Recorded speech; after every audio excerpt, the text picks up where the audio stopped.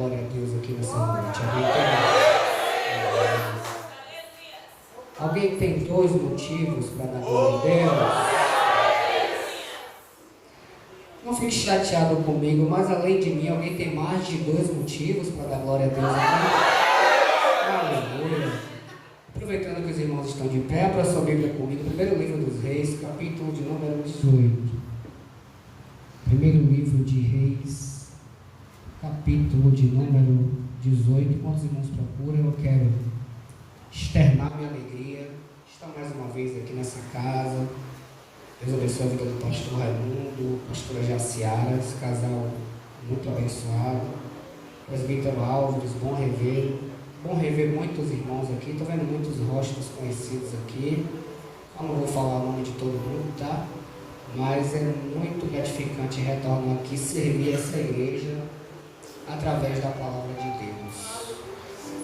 Capítulo 18 do primeiro livro de Reis, versículos 43 e 44. Há um tema proposto para essa campanha.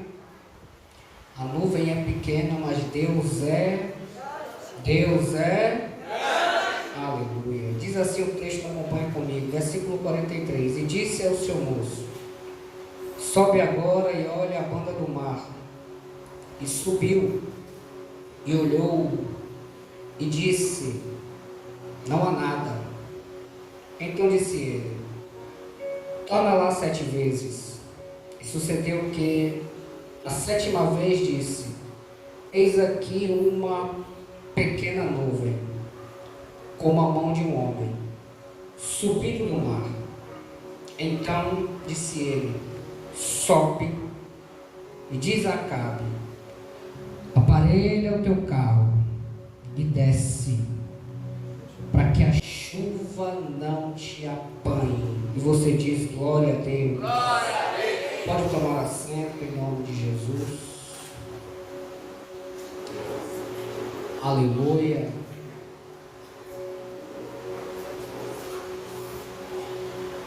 Queridos,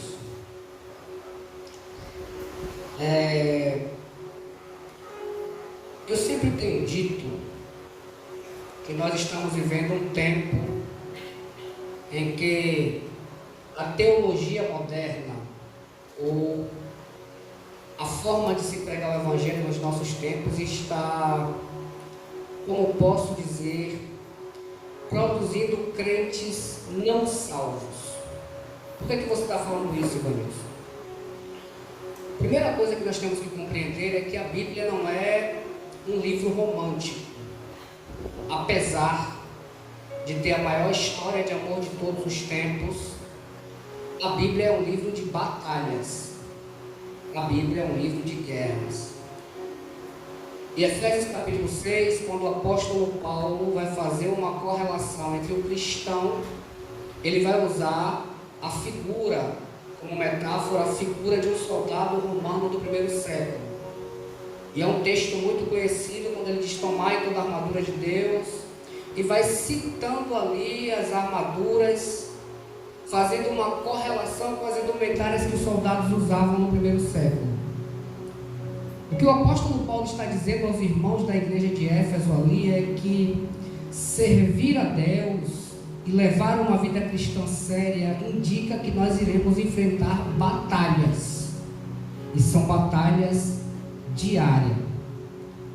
O tempo que nós vivemos, eu digo a influência da internet, digo isso em linhas gerais. Obviamente eu não estou especificando essa igreja, porque eu conheço o pastor da igreja e sei o perfil, os pastores dessa igreja. Só que a influência da internet tem sido muito incisiva no nosso tempo, diante do contexto em que nós vivemos. E o que tem se apresentado é um evangelho que coloca o cristão de forma frágil, como vítima. Alguns pregadores já chegaram a dizer que o homem é o centro de Deus. Outros disseram que o homem é o ponto fraco de Deus. Coloca-se o homem no centro e como se Deus fosse servo. Outros fazem uma caricatura muito mal feita de Deus, como que Deus fosse o gênio da lâmpada. Nós pedimos e Ele tem que fazer. Nós pedimos e Ele é obrigado a fazer. Como que a ideia de evangelho fosse a ideia apenas, e a gente ouve frases como: pare de sofrer, frases como: Deus vai resolver sua vida, frases como: Deus vai resolver os seus problemas. Vanilson, e Deus não resolve? Resolve. A nuvem não é pequena e Deus não é grande? É. Mas só que a premissa do evangelho não é nada disso. Jesus quer salvar a nossa alma, independente de qualquer coisa. E obviamente, eu tenho dito, a Bíblia tem ensino de forma vertical e de forma horizontal. O que isso quer dizer? Que Deus nos ensina a viver bem tanto na terra quanto sermos conduzidos ao céu. Só que, se a gente só prega como viver bem na terra, o que vai acontecer é aquela palavra que diz que o homem ganhar o mundo inteiro e perder a sua alma. Logo, a proposta do evangelho é nos fazer entender que, apesar do que vamos passar no processo, apesar do que vamos passar na caminhada, Deus ainda tem um propósito mais que especial para cada um que está aqui. Alguém está me ouvindo? Diz amém. Amém. Então, quando eu leio a história do profeta Elias, e é claro que a ênfase que nós vamos dar aqui é no texto que nós lemos, mas é importante a gente compreender que para que o profeta Elias orasse e a chuva caísse, houve um processo. E não foi um processo fácil. Olha aqui para mim. A gente precisa entender, primeira coisa é que Elias é levantado num período de idolatria. Elias é levantado num período em que o povo estava distante de Deus. E quando a gente vê o ministério profético do Antigo Testamento, a gente vai perceber que não é um ministério fácil. Nos nossos tempos, dizer que é profeta lhe dá até um certo status. E as pessoas dizem: eu sou profeta de Deus, eu sou profeta para a tua vida. E isso dá um certo status. Mas no Antigo Testamento, o ministério profético não dava status. Mas um verdadeiro profeta era levantado para sofrer. Um verdadeiro profeta era levantado para entregar aquilo que Deus mandava. E o verdadeiro profeta não mudava o conteúdo da mensagem para agradar o povo. Do jeito que ele recebia do céu, ele entregava para a terra. Um verdadeiro profeta não era muitas vezes compreendido. Um verdadeiro profeta muitas vezes era preso, muitas vezes era açoitado ou até zombado. Daí eu entendo, quando Jeremias capítulo 1, a gente tem até uma visão poética desse texto, quando a palavra do Senhor vem a Jeremias e diz: Jeremias, antes que te formasse do ventre da tua mãe te conheci, e antes que saísse da madre te santifiquei, as nações te dei por profeta. Aí Jeremias vai dizer: ah, Senhor, eis que não sei falar, porque sou uma criança. Aí Jeová vai liberar uma palavra imperativa dizendo: não diga que é uma criança, porque onde eu te mandar irá, e o que eu te mandar falará. Quando a gente lê esse texto dessa perspectiva da nossa visão, a gente fala: que coisa linda, que texto profético. Há até quem pense: como que Jeremias vai retrucar uma palavra de Deus? Mas olha da perspectiva de Jeremias, um jovem entre 16 e 17 anos, que Deus agora chama Jeremias e diz: Jeremias, você vai sofrer. Jeremias, você vai liberar uma palavra e ele ainda vai dizer: você vai ser levantado para derrubar e para arrancar. Jeremias teme e treme. Por quê? Porque ele entende que ser profeta no Antigo Testamento era uma coisa séria. E é nesse tempo, é nesse período que Elias é levantado. E por que eu falei tudo isso aqui no início, que ser cristão tem mais uma conotação de soldado do que de outra coisa? Porque o que a gente precisa entender é que antes que Elias ore e chova, ele tem que obedecer algumas ordens de Deus que não são fáceis de obedecer. O que a gente vê é Elias chegar no capítulo 17 e no versículo 1 liberar a primeira profecia, quando diz: vive o Senhor Deus de Israel, perante cuja face estou, que não cairá nem chuva e nem orvalho segundo a minha palavra. Se Deus confirma a palavra de Elias, significa que Elias estava na direção de Deus, sim ou não? Sim ou não? Elias falou, Deus confirmou, então Elias estava na direção de Deus. Aí vem a palavra de Deus para Elias, dizendo: Elias, foge e se esconde. Aí a gente tem a ideia, muitas vezes, que o fato de estarmos na direção de Deus, tudo que é de positivo vai acontecer porque nós estamos na direção de Deus. E é totalmente o contrário às vezes. Às vezes coisas negativas acontecem só pelo fato de estarmos na direção de Deus. Às vezes o apelo de um lado é uma coisa, o apelo do lado é outra, e se a gente ceder, vai ser mais confortável. Se a gente não estiver na direção, pode até ser mais confortável. Se a gente estiver no caminho oposto, pode até ser mais confortável. Mas às vezes, quando resolvemos ser fiéis e estarmos na direção, o desconforto vem. E é isso que acontece aqui. Elias libera uma profecia. Quando Deus confirma a profecia, Deus diz: Elias, se esconde.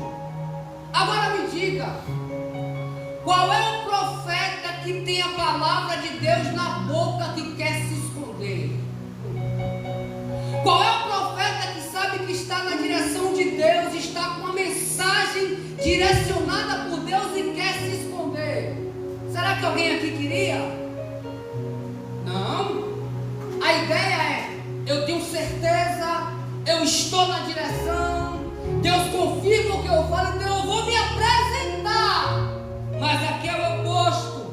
O Senhor diz: Elias, se esconde. Estou narrando aqui o início do processo. Depois de estar no Ribeiro do Querite, sendo alimentado pelos corvos, os irmãos conhecem a história. Aí Jeová aparece a Elias e diz: agora se apresenta. Chegou a hora de se apresentar. Aí lá vem o rei de Israel na presença do profeta e diz: é tu, perturbador de Israel?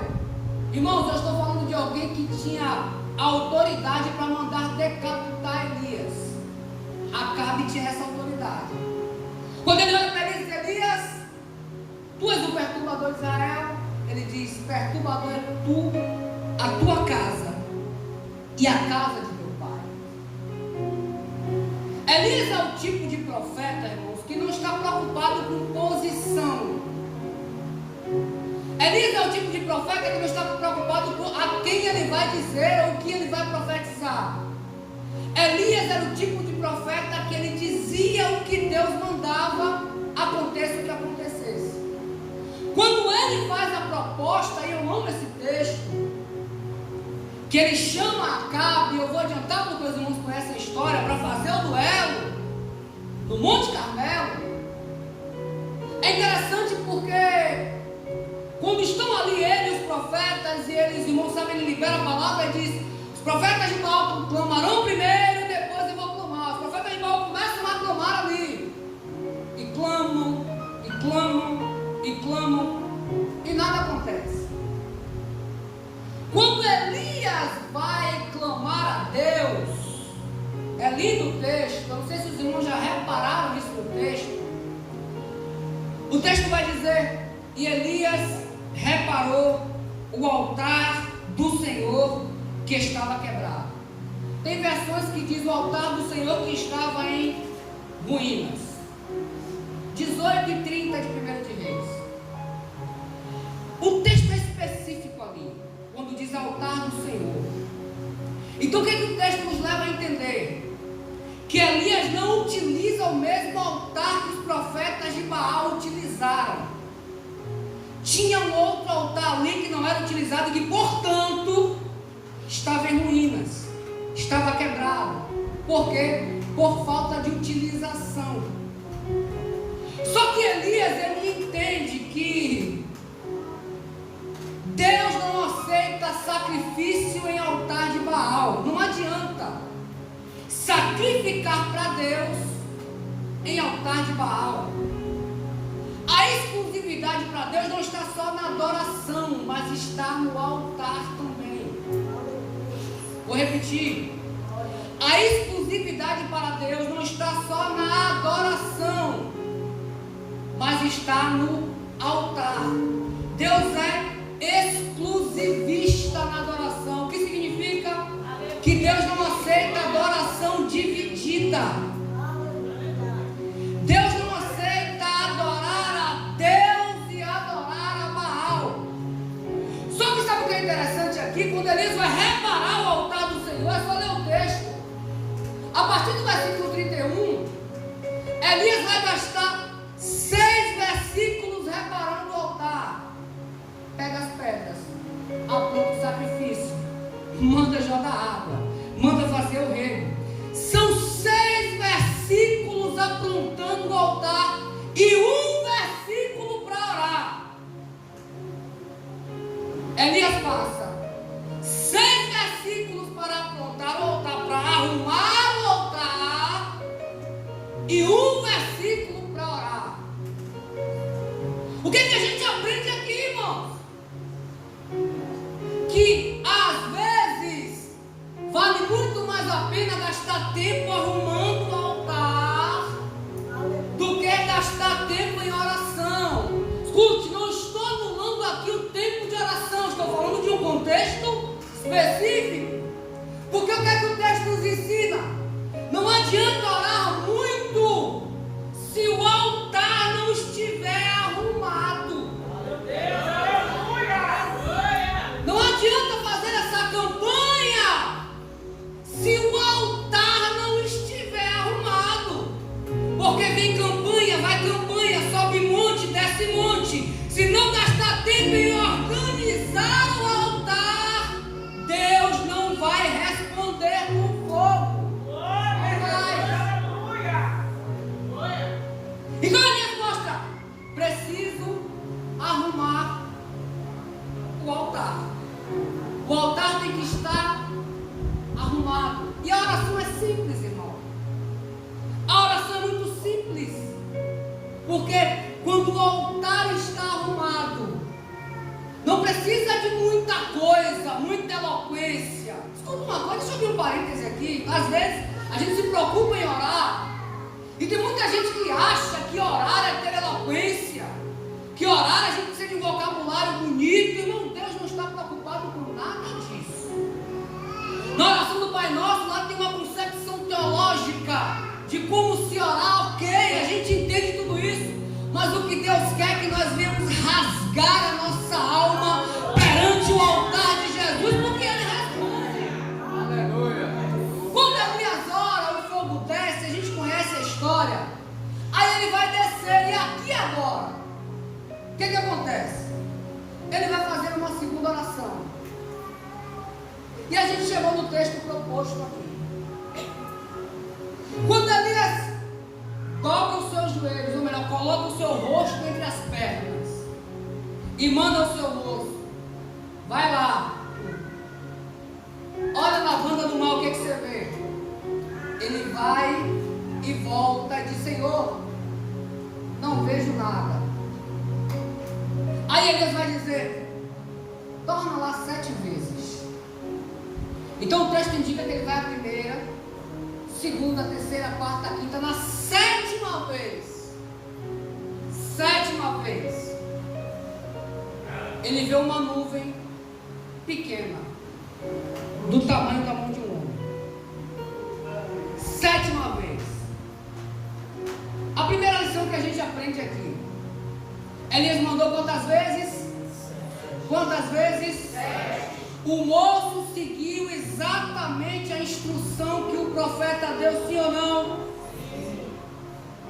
Qual é o problema às vezes que acontece conosco?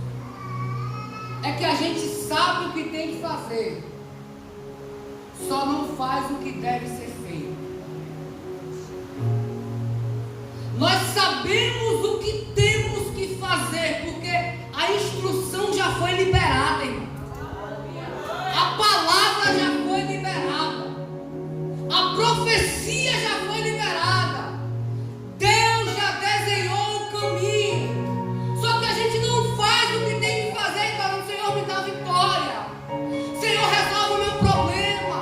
Senhor, eu sei que Tu és grande. Deus está dizendo, se posiciona da forma que eu já estabeleci, da maneira que eu falei, com a instrução que eu já determinei, que a coisa vai acontecer. Vai acontecer. Eu não posso ter a irresponsabilidade de dizer, Deus está entrando na sua situação hoje, Deus está entrando na sua casa hoje, Deus está fazendo isso por você hoje. Se a postura está antibíblica, se a postura está fora daquilo que Deus determinou, às vezes o que Deus está esperando é só uma mudança de direção. Está andando para a esquerda e Deus está dizendo, quando você virar para a direita e começar a seguir os passos da instrução que eu desenhei, eu libero a palavra de vitória, porque a palavra está na minha mão. A instrução foi dada, o moço seguiu 7 vezes. Quando o moço vê a nuvem, e ele olha e ele diz, eu vejo uma nuvem, e ele diz, pequena, do tamanho da mão de um homem. Segunda lição que a gente aprende aqui, a diferença da visão profética da visão limitada. O que é que o moço vê? Uma pequena nuvem, pequena. A visão profética do profeta diz, pequena nuvem, como a mão de um homem. Ele diz, então sobe e diz a Acabe, aparelha teu carro, para que a chuva não te apanhe. Preste atenção nisso aqui. Era uma nação que estava sem chover, tá? Era em toda a nação. O moço vê uma pequena nuvem. O profeta olha e diz, o que ele vê pequeno, eu vejo o milagre de Deus acontecendo. A nossa visão não pode ser limitada. A visão do servo de Deus não pode ser limitada dentro da perspectiva daquilo que vê, mas da perspectiva daquilo que crê. Elias está vendo uma pequena nuvem daquilo da sua visão. Só que o Deus que ele conhecia e o Deus que ele cria sabia que era capaz de uma pequena nuvem fazer cair chuva em uma nação. A pergunta é, qual é a tua visão nesta noite? A tua visão é limitada ou a tua visão é profética? A tua visão é de uma pequena nuvem ou a tua visão é de um barulho de chuva? Deus está dizendo nesta noite, muda a tua visão, meu irmão. Muda a tua visão, minha irmã. Para de andar por aquilo que vê. Comece a caminhar por aquilo que você crê. Porque o Deus que você serve é poderoso. Visão limitada. E aqui eu me lembro de Números capítulo 13. Quando Moisés manda 12 espias espiar a terra prometida. Quem lembra disso, irmão? Aleluia. Quem é que não lembra dessa palavra, dessa passagem bíblica? Os 12 tiveram a mesma visão, sim ou não? Os 12 viram a mesma coisa, sim ou não? Mas na hora do relato foi diferente. Porque 10 viram que estava diante dos olhos, mas 2 estavam confiando naquilo que Deus falou. Às vezes há uma naquilo que Deus diz e no contexto que nós estamos vivendo. Às vezes o que Deus diz é uma coisa e o que nós estamos vendo é outra. Só que o que Deus quer? Deus quer que nós venhamos acreditar não naquilo que nós estamos vendo, mas que a gente venha caminhar segundo a palavra que Deus já liberou sobre a nossa vida. É por isso que quando Caleb e Josué, eles vão lá dar o relatório, é tão diferente, porque os homens olham e dizem, lá tem gigante, a terra é boa, mana leite e mel, mas tem gigante. Os filhos de Anak estão lá, e eles dizem, olha a visão deles, e aos nossos olhos, éramos como gafanhotos diante deles. Olha a percepção dos homens, sem fé, sem crença na palavra. Deus já tinha dito que eles levariam uma terra que mana leite e mel. Aí vem Josué e Caleb, Números 14, versículo 7. Olha o que eles dizem: a terra pelo meio qual passamos a espiar é muito boa. Aí no versículo 8 ele diz: se o Senhor se agradar de nós, nos porá nessa terra, a qual mana leite e mel. O que eles estão dizendo é: tem gigante? Tem. Tem dificuldade? Tem. Mas nós não caminhamos até aqui por nossas forças. Não chegamos até aqui porque éramos bonzinhos. O que eles estão dizendo é: se Deus nos trouxe até aqui, e se o Senhor se agradar de nós, Ele vai nos levar até o fim dessa trajetória. Ele vai nos levar até o fim dessa caminhada.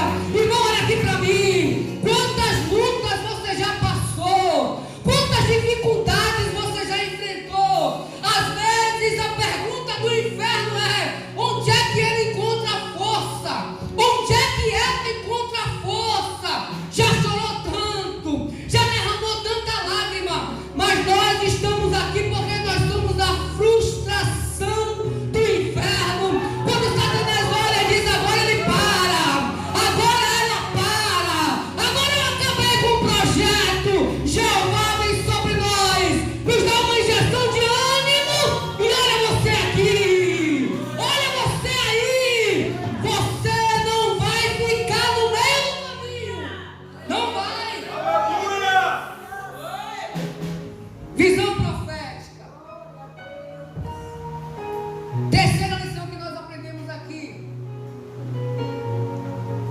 as nossas expectativas são diferentes de como Deus trabalha. As nossas expectativas são diferentes da maneira que Deus trabalha. O que acontece muitas vezes é que nós queremos padronizar a forma que Deus trabalha. Aí a gente pensa que Deus vem de uma maneira e Ele vem de outra totalmente diferente. Às vezes a gente pensa que Deus vem pela esquerda e Ele vem pela direita. A gente pensa que Deus vem por cima, mas Ele vem por baixo. Ninguém pode limitar, padronizar, dizer como Deus tem que fazer. Ele faz como Ele quer. Ele faz como acha melhor fazer. E às vezes a maneira que Deus faz é tão diferente que as pessoas olham e não acreditam. Não dão valor. Aí pensam: não é Deus. Porque imagine se fosse eu, visão humana, para mostrar que é Deus mandando chuva. Eu poderia mandar uma tempestade de uma vez. Poderia mandar um furacão com vento e fogo misturado para mostrar que é Deus, mas Deus vem com uma pequena nuvem do tamanho da mão de um. Sabe por que não receberam Jesus? Porque a expectativa do Messias era muito diferente do Messias que veio. Esperavam um Messias da linhagem de Davi parecido com Davi, ou um líder político, ou alguém que pegasse Israel, tirasse do domínio romano e botasse como uma potência mundial novamente. Aí vem Jesus dizendo, o sermão de Jesus: Bem-aventurados os pobres de espírito. Bem-aventurados os mansos. Bem-aventurados os puros. Aí alguém olha e diz: esse sermão não pode ser do Messias. Esse tipo de pregação não pode ser dele. Aí Jesus vai dizer: o meu reino não é deste mundo. Quem quer ser o maior no reino de Deus, torne-se o menor. Quando Jesus veio, ele veio com uma postura totalmente diferente da expectativa. Aí quando Filipe encontra-se com Natanael, aí ele vai dizer: Natanael, eu encontrei o Messias, aquele de quem Moisés falou.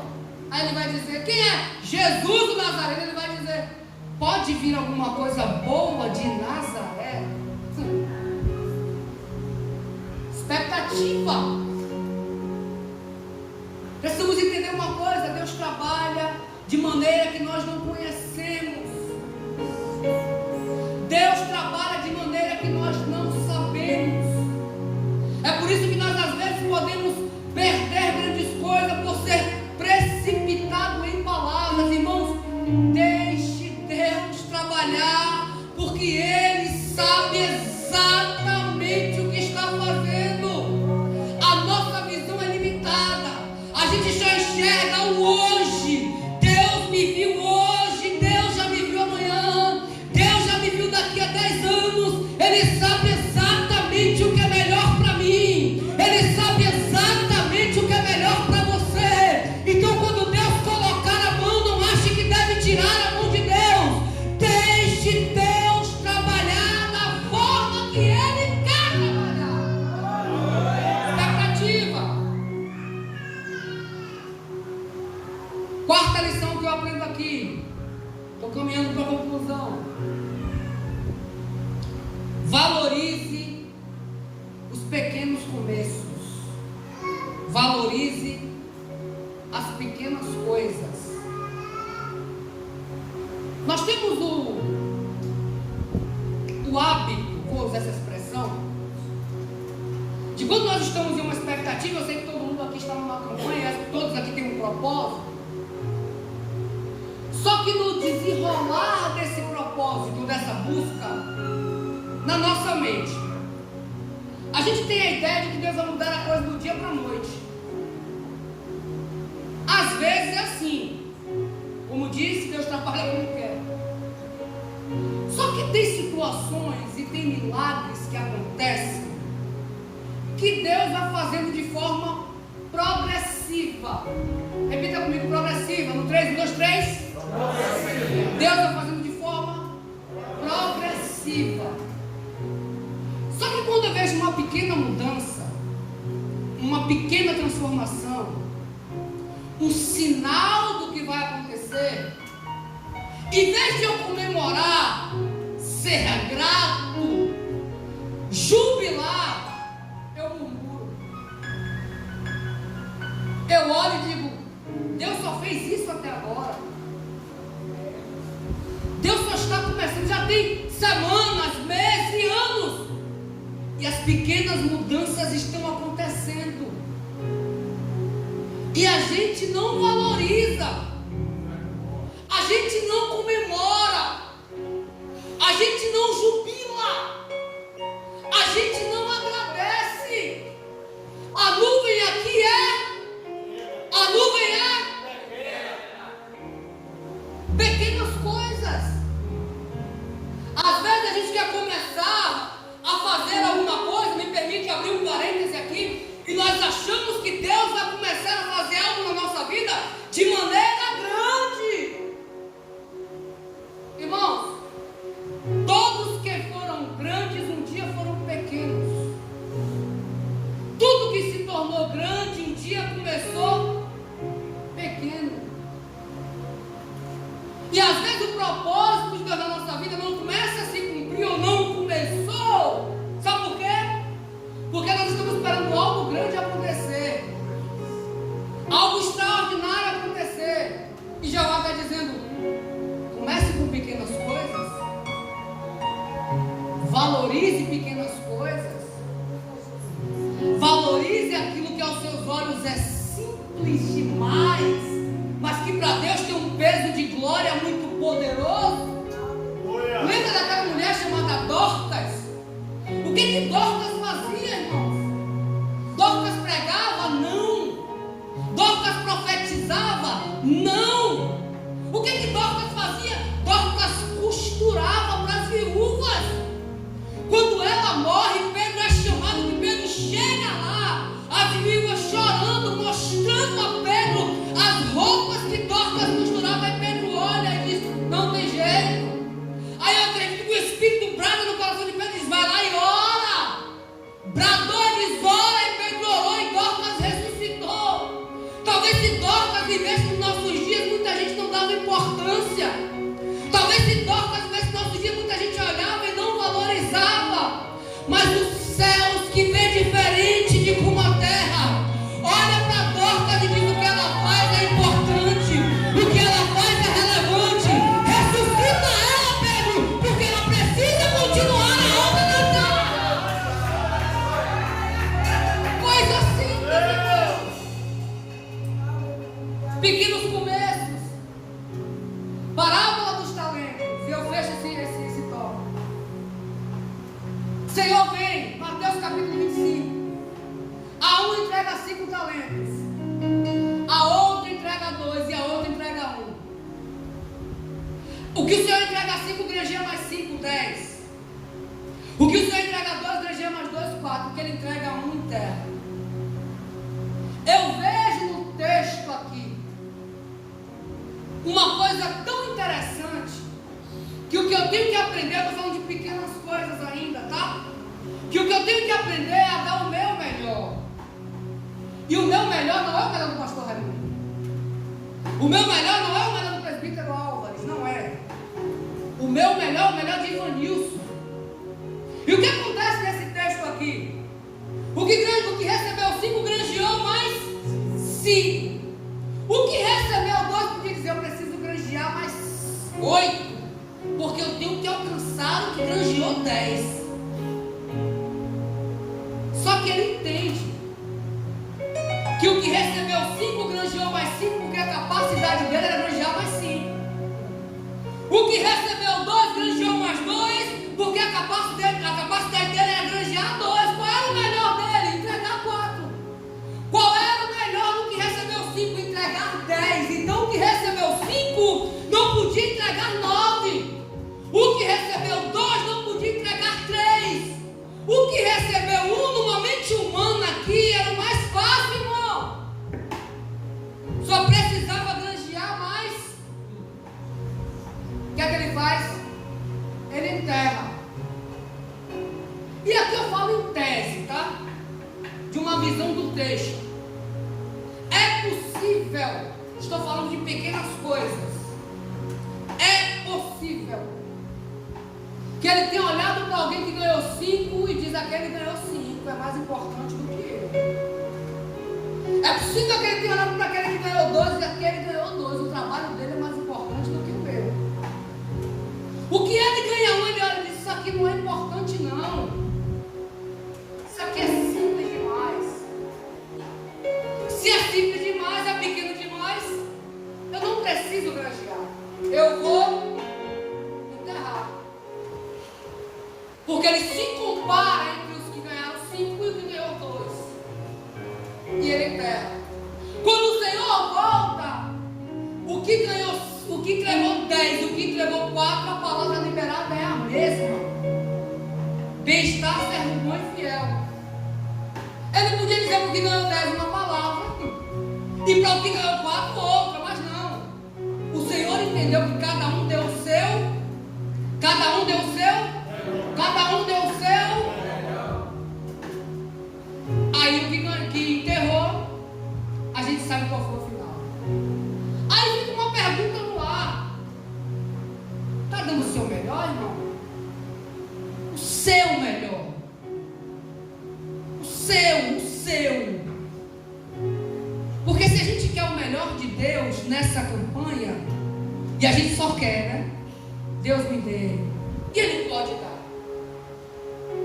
Mas a gente não pode esquecer daquilo que Ele requer. Ele deu o melhor, mas Ele quer o nosso melhor. Quem me entende diz amém. Amém. Último lugar, eu finalizo. Quem me ouve mais 2 minutos diz amém. Amém.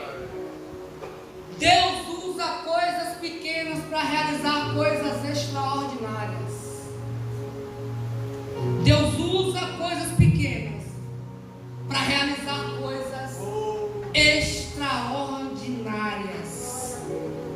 Quando Paulo escreve aos Coríntios, capítulo 1, versículo 27, primeira carta, ele diz que Deus escolheu as coisas loucas desse mundo para confundir as sábias, e Deus escolheu as coisas fracas deste mundo para confundir as fortes. Já foi falando de fé aqui pela nossa pastora, e o Senhor disse: se tiveres fé como um grão de mostarda. Grão de mostarda. Já viram o grão de mostarda, o tamanho que é, irmão? Já viram o tamanho que é o grão de mostarda? Mas não é do tamanho do grão que Deus está falando, é da capacidade que ele tem de rasgar o solo, é da força que ele tem para rasgar o solo e ali nascer aquela planta maravilhosa que dá fruto. Deus poderia, para destruir Golias, levantar qualquer soldado do exército de Saul ou o próprio Saul. Aí Deus pega o menino Davi, jovem, menor da casa de seu pai. Deus poderia levantar qualquer guerreiro nos tempos de Gideão. Gideão ainda retruca quando o anjo aparece e diz: eu sou o menor da casa de meu pai. Perceba na Bíblia, irmão, que Deus usa coisas pequenas. O que Deus quer usar muitas vezes para mudar a história do curso da nossa vida não é algo extraordinariamente milagroso, é algo simples, é algo considerado pequeno por muitos. Às vezes Deus quer usar você para mudar a história da sua casa, da sua empresa, da sua vizinhança, e você ainda não tomou posse disso porque se acha muito pequeno. Às vezes porque acha que não tem estudo. A falta de estudo não limita a ação de Deus na sua vida. A falta de instrução não limita a ação de Deus na vida de ninguém. Deus quer nos usar como instrumento de transformação para essa terra. Deus quer nos usar para transformar a história de outras vidas. Tem coisas tão pequenas que a gente olha e diz: é insignificante. E às vezes é o que Deus está usando para mudar a nossa casa, para mudar a nossa mente, para mudar a nossa família, para fazer um milagre na nossa vida financeira.